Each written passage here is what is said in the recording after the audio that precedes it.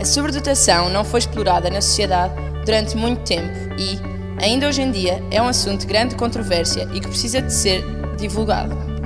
A definição de sobredotado tem variado muito. No entanto, hoje sabemos que há vários tipos de sobredotados e que a sobredotação depende de inúmeros fatores. O que é um sobredotado?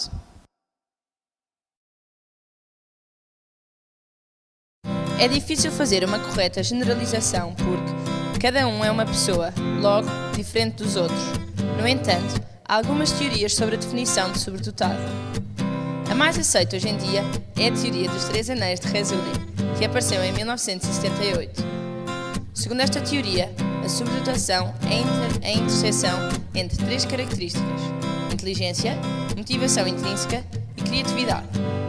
Inteligência como sendo a capacidade de associar ideias complexas, englobando várias áreas de aptidão, nas quais a criança apresenta habilidades excepcionais, ou seja, uma capacidade intelectual acima da média e uma facilidade para aprender muito superior ao resto dos seus colegas.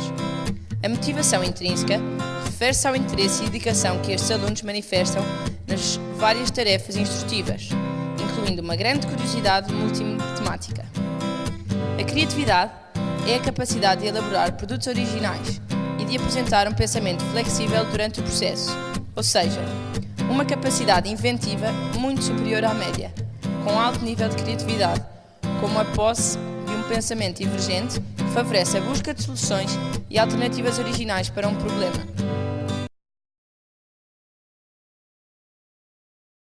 Mais tarde, e a partir da anterior, foi elaborada por Monks a teoria multifatorial da sobredotação, em 1985, que veio adicionar à interseção das outras 3 características a influência e a participação da família, pares e escola. Assim, compreendemos que o ambiente social em que a criança se insere também influencia o desenvolvimento destas capacidades e, sem um bom suporte a nível escolar, familiar e dos pares, não há potencial para estas características se evidenciarem. Concluímos então que a sobredotação deriva quer dos genes, quer do ambiente em que a criança cresce. Será que existe alguma diferença a nível cerebral entre sobredotados e não sobredotados?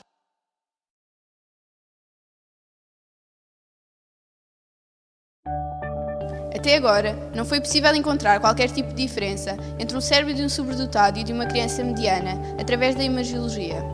No entanto, recentemente, uma equipa de neurologistas liderada por Philip Shaw, do Instituto Nacional de Saúde Mental, em Maryland, Estados Unidos, concluiu que a inteligência pode estar mais relacionada com o desenvolvimento do cérebro na adolescência do que propriamente com o seu tamanho. Através de exames de ressonância magnética, concluíram que o córtex cerebral das crianças sobredotadas tinha o seu potencial de desenvolvimento por volta dos 11, 12 anos, enquanto que o normal será este auge ser atingido por volta dos 8.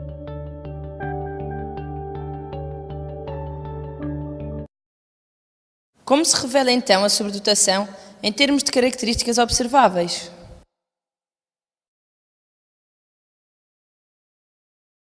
No geral, estas crianças têm uma capacidade intelectual acima da média, uma enorme criatividade e vocabulário avançado para a idade, sendo que começam normalmente a ler antes dos 4 anos. Aprendem muito rapidamente, compreendendo ideias complexas com rapidez e associando-as brilhantemente. Têm ainda uma necessidade de explicações profundas e detalhadas. A nível social, embora tenham dificuldade para interagir com os pares, apresentam um grande conhecimento e percepção das relações sociais e revelam um grande sentido de compaixão e justiça.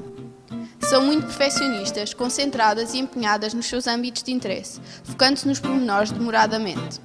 Apresentam um grande sentido de humor, capacidade de liderança e responsabilidade, elevada autoconfiança e, por outro lado, autocrítica. Estas características podem ser o ponto de partida para a identificação dos sobredotados, mas é necessário efetuar vários tipos de teste.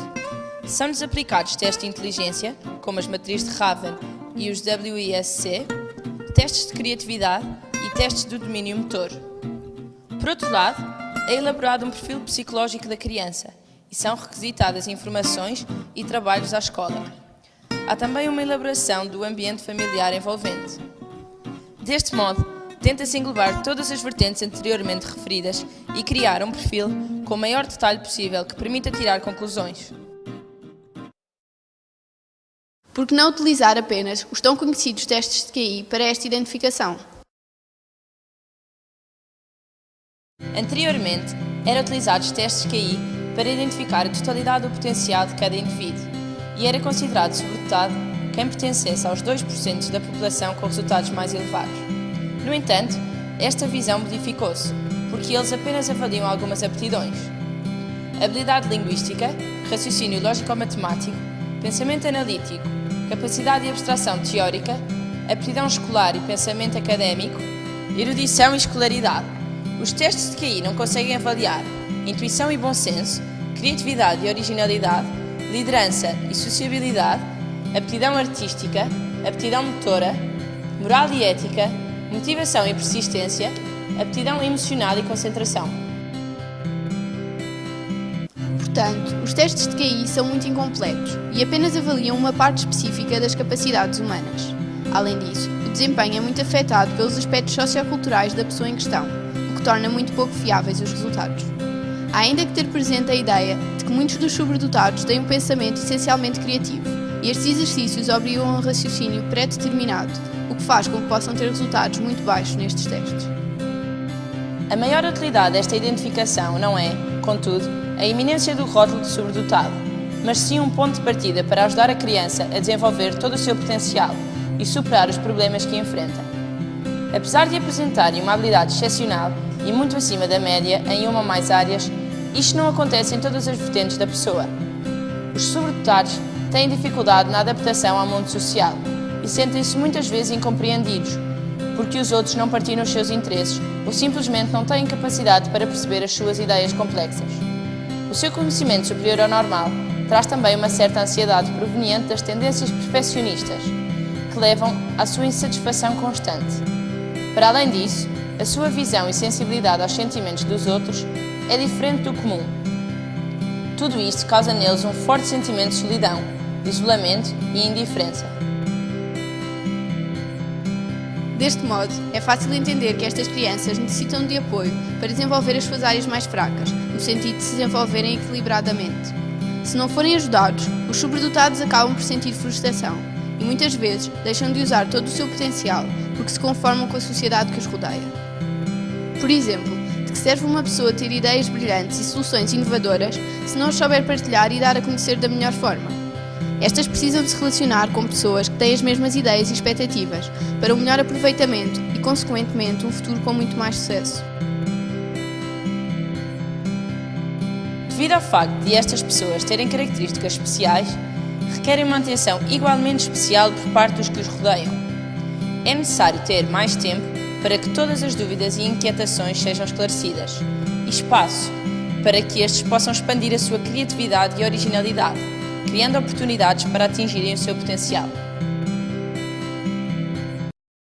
Isto é importante para compreender a utilidade e o trabalho das instituições que trabalham com crianças suportadas, como a ANEIS e o CPCIL, que tentam orientá-las e permitem-lhes desenvolver as suas áreas menos fortes e inserir-se melhor na sociedade. Falaremos mais tarde da ANEIS, pois foi um grande contacto ao longo de todo o projeto.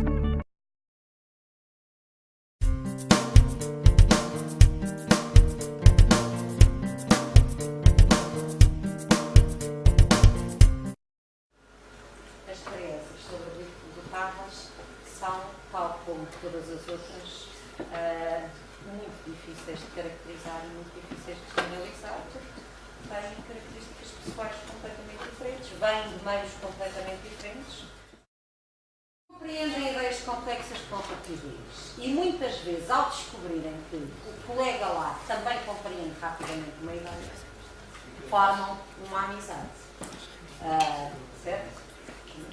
Algum interesse. Não tenho, agora já lá me reparo nenhum deles, mas durante 2 ou 3, normalmente se frequenta o programa durante 3 anos.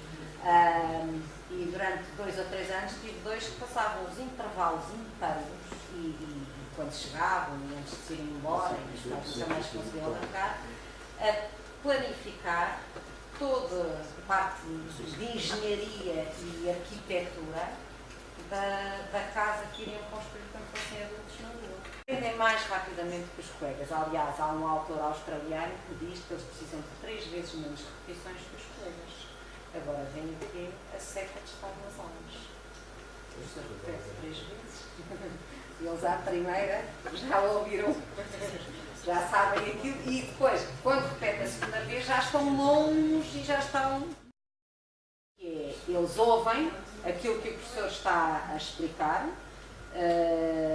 e, como já sabem, detêm-se num pequeno pormenor.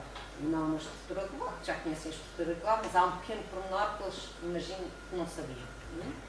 E então começam a pensar nesse pormenor e já estão a deambular, já estão noutra galáxia completamente diferente, não é? E a pensar. Depois voltam outra vez e o professor continua a sua explicação e ouvem uma parte da matéria, uma outra parte da matéria que lhes dá também um certo estímulo para irem pensar e relacionar com aquilo que já conhecem. E depois voltam outra vez à matéria. Há 3 tempos diferentes, não é? E depois são avaliados por toda a explicação que o professor deu e muitas vezes têm sucesso escolar. Bom, aprendem com mais profundidade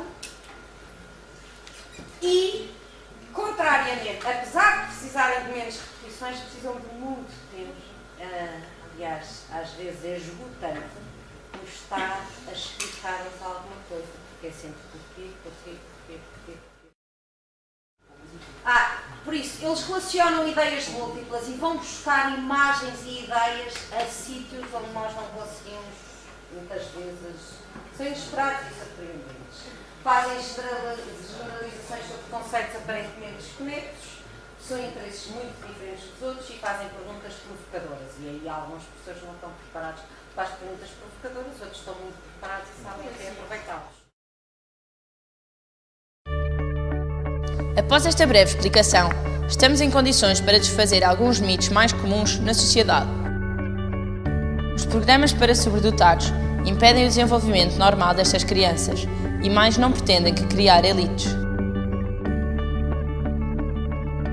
Os sobredotados enfrentam os seus problemas, tal como toda a gente. Os programas são uma forma de ajudá-los a ultrapassá-los, evitando que se desperdice um talento que poderá até vir a beneficiar a sociedade no futuro.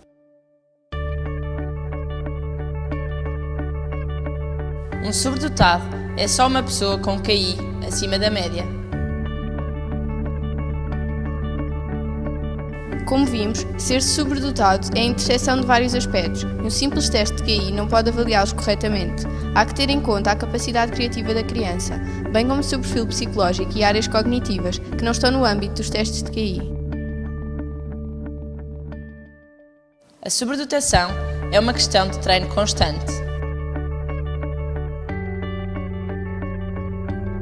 Os sobredotados têm muitas características inatas e, se é verdade que é necessário estimular estas aptidões para que sejam bem aproveitadas, também é verdade que, por muito que se treine, nunca se tornará sobredotado, ou se é ou não se é.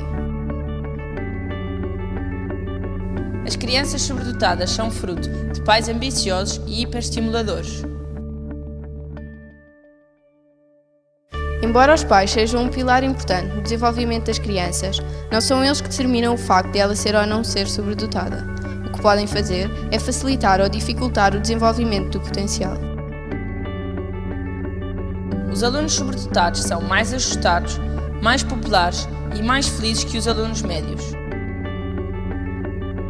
Ser-se sobredotado não implica isto nem o contrário. Tal como todas as pessoas têm pontos fortes e fracos, mas enfrentam os seus problemas, que devem ser resolvidos para que se adaptem bem ao meio envolvente.